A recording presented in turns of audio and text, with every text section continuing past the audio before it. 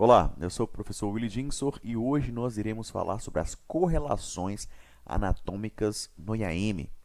Como identificar de uma forma objetiva, uma forma prática, as paredes que foram acometidas no infarto e qual a provável coronária está envolvida nesse agravo, tá bom? Bem, classicamente, né, a alteração eletrocardiográfica mais concisa que nós temos e precoce é o supradesnivelamento do segmento ST, que nada mais é quando o segmento ST está acima da linha de base, tá? Eu tenho a linha de base, quando o segmento ST está acima dessa linha de base, nós temos um supradesnivelamento do segmento ST. Eu até cheguei a mencionar em aulas anteriores que uma forma clássica de marcar essa elevação seria aqui no ponto J. Quando esse ponto J estiver acima da linha de base, nós temos um supradesnivelamento do segmento ST. Tá? Mas daqui a pouquinho eu vou mencionar uma forma mais, digamos, sensível de identificar esse supradesnivelamento. Tudo bem? Bom, e qualquer supra ele vai ter valor? Não. Na verdade, para que um supradesnivelamento ele tenha um significado dentro desse contexto de uma síndrome coronariana, é necessário que esse supra tenha pelo menos 1 milímetro ou mais, tá? Em duas ou mais derivações contíguas. O que seriam as derivações contíguas? As derivações que formam parede, né? O objetivo, é o alvo, é o tema da nossa aula, nossa discussão de hoje, tá? Porém, esse conceito ele não vale para duas das 12 derivações, V2 e V3. Para V2 e V3, tem que ser uma abordagem diferente, uma análise diferente. Então, olha só, das 12 derivações, a maioria, né, as outras 10, eu tenho que ter pelo menos 1 milímetro de altura, tá? 1 ou mais milímetros de altura, em duas ou mais derivações contíguas, derivações que formam parede. Quando se tratar de V2 e V3, é uma exceção, a análise é diferente. Em V2 e V3, o supra tem que ter pelo menos 2 milímetros, 2 ou mais, em homens maiores ou iguais a 40 anos. Quando esses homens tiverem idade inferior a 40 anos, menos de 40 anos, esse supra tem que ter 2,5 milímetros, ou seja, mais jovem, maior tem que ser esse supra. E mulheres de qualquer faixa etária, em V2 e V3, o supra tem que ter pelo menos 1,5 milímetro, tá? Recapitulando, para que o supra tenha um significado dentro desse contexto de uma síndrome coronariana, ele tem que ter pelo menos 1 ou mais milímetros de altura em duas ou mais derivações contíguas, derivações que formam parede, exceto em V2 e V3. Em V2 e V3, para homens maiores de 40 anos, maiores ou iguais a 40 anos, esse supra tem que ter 2 ou mais milímetros.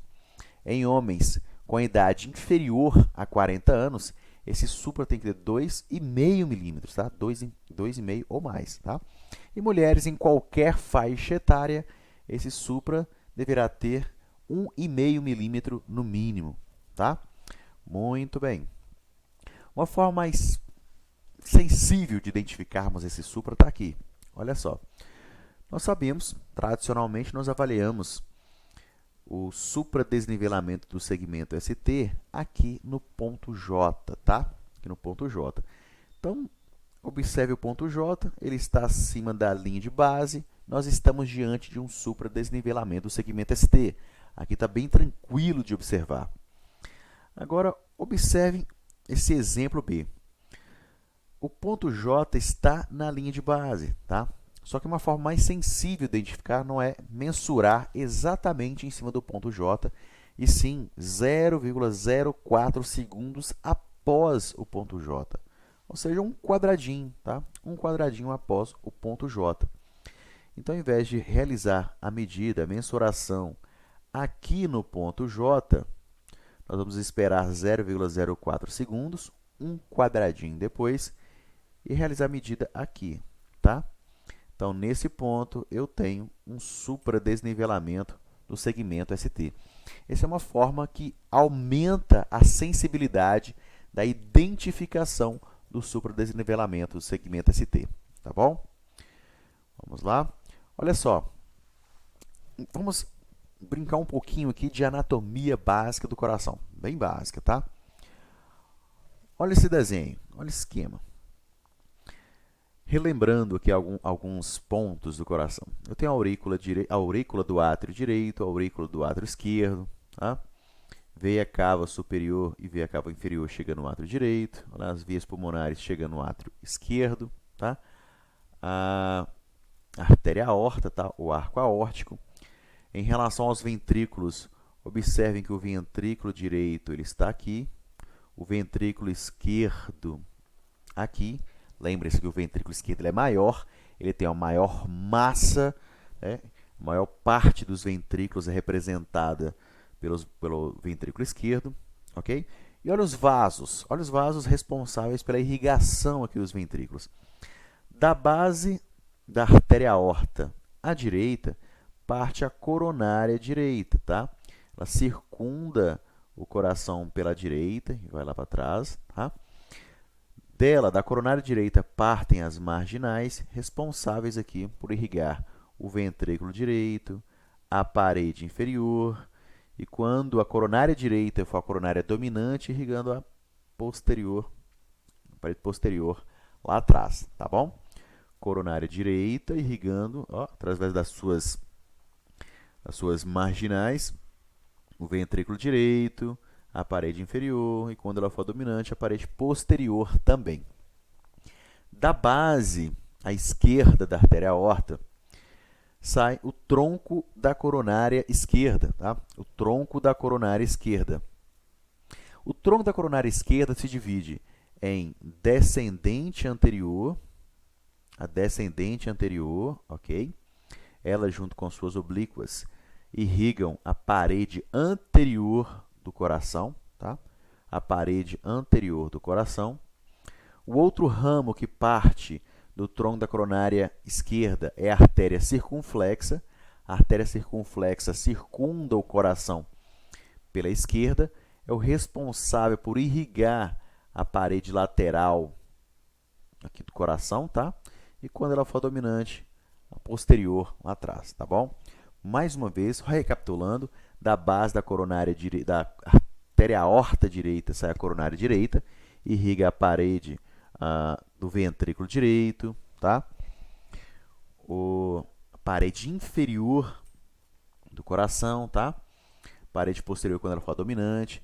Então, quando você pensa em uma obstrução mais proximal aqui na coronária direita, automaticamente você consegue imaginar que vai haver um comprometimento do ventrículo direito, comprometimento da parede inferior, comprometimento da parede posterior quando se tratar de uma coronária direita dominante, tá? Se for uma obstrução nesse ponto aqui um pouquinho mais distal, vamos conseguir observar que não compromete grande parte do ventrículo direito, mas compromete a parede inferior, tá? Da importância de, quando você observar um supra de parede inferior, realizar as derivações direitas para ter uma noção se a obstrução ela foi mais proximal ou mais distal na coronária direita, tá? Se ela ficou restrita ali à parede inferior ou se comprometeu o ventrículo direito também, tudo bem? Imaginando uma obstrução aqui na descendente anterior, automaticamente imaginamos que o infarto está comprometendo a parede anterior, o ventrículo esquerdo, tá? Do coração. Tudo bem? Um infarto restrito aqui à parede lateral, eu penso na obstrução da circunflexa. Okay? E se a obstrução ocorrer aqui no tronco da coronária esquerda, vai comprometer todo o ventrículo esquerdo, inclusive a porção lateral, tá? Então, essa é a anatomia. Agora, observem as derivações. Imagine cada uma dessas derivações como sendo uma câmera filmando o coração, ok? Então, olha só, D2, D3 e AVF são câmeras posicionadas para filmar a parede inferior do coração. Daí, supra de D2, D3 e AVF corresponde à parede inferior. Tá? D1 e AVL são câmeras posicionadas para enxergar a parede lateral mais alta aqui do coração. Tá? Um supra nessa região nos faz pensar em infarto lateral, tá? Um infarto lateral alto. E quando se tratar das derivações do plano precordial, didaticamente, tá? De uma forma didática, para facilitar esse entendimento, nós dividimos dessa forma. V1 e V2 estão enxergando a parede septal. V3 e V4, parede anterior. V5 e V6, a parede lateral mais baixa aqui, tá? Isso é de uma forma didática, tá? Nós sabemos que elas se sobrepõem num contínuo. Mas para facilitar o entendimento, dividindo dessa forma. V1 e V2 septal, V3 e V4 anterior, V5 e V6 lateral, esse lateral mais baixo. A partir do momento que nós sobrepomos essas derivações, tá? Eu consigo representar agora todas as paredes. Olha só, D2, D3 e AVF está enxergando a parede inferior. V1 e V2 septal, V3 e V4 anterior, V5 e V6 lateral mais baixo, D1 e AVL um lateral mais alto, tá? Ok? Muito bem.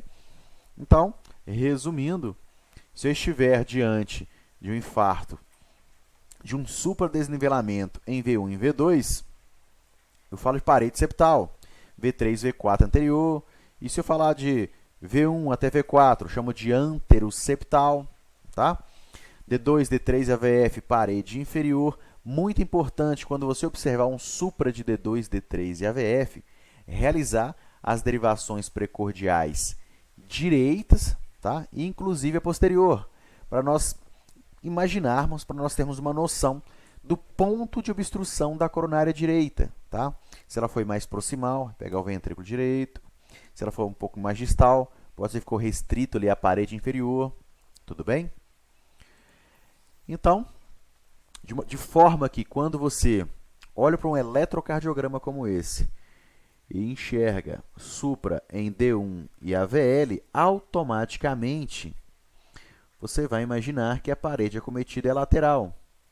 A responsável por irrigar essa região é a coronária circunflexa, tá?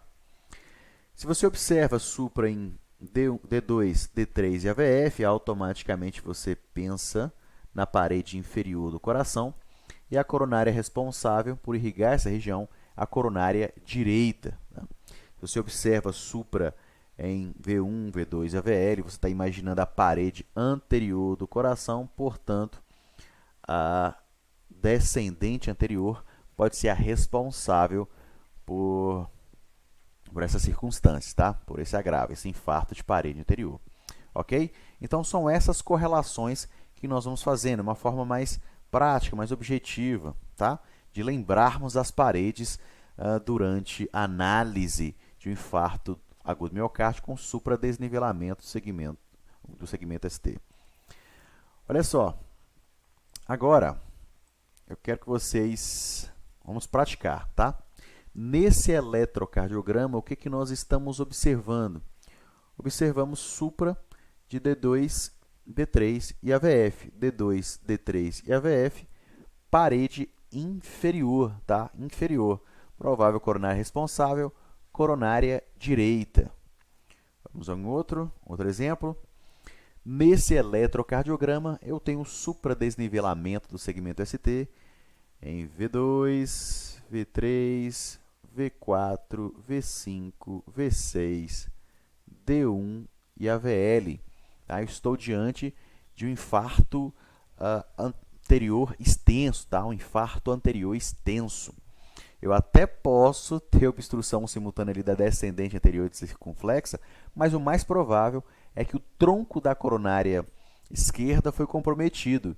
E assim, todas essas paredes elas foram acometidas, tá? Um infarto anterior extenso por uma provável obstrução do tronco da coronária direita. Muito bem. Espero que tenham gostado dessa aula, tá? Deixem seus comentários, compartilhem essa aula. Vamos fazer com que mais pessoas assistam e que esse conhecimento ele possa disseminar e ajudar aí todo mundo, tá?